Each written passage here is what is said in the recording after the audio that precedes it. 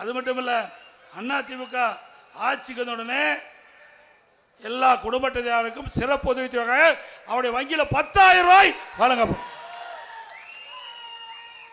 எல்லா குடும்ப அட்டைதாரருக்கும் விலை இல்லாமல் பிரிட்ஜ் வழங்கப்படும். அனைத்து குடும்ப தலைவிக்கும் மாதந்தோறும் 2,000 ரூபாய் வழங்கப்படும். அதோட நம்முடைய பெண்களுக்கு 5 லட்சம் பேருக்கு அம்மா இருசக்கர வாகனம் 25,000 மானியத்தில் வழங்கப்படும். குடும்ப அட்டைதாரருக்கு வருஷத்துக்கு 3 கேஸ் சிலிண்டர் விலையில்லாமல் வழங்கப்படும்.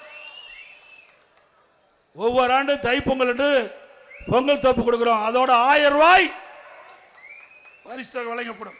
ஆண்டுதோறும் தீபாவளிக்கு நம்முடைய பெண்களுக்கு அருமையான பட்டுப்புடவை வழங்கப்படும். இப்பொழுது மகளிர் தான் நகர பேருந்துல கட்டணம்லாம் பயணம் செய்யறாங்க.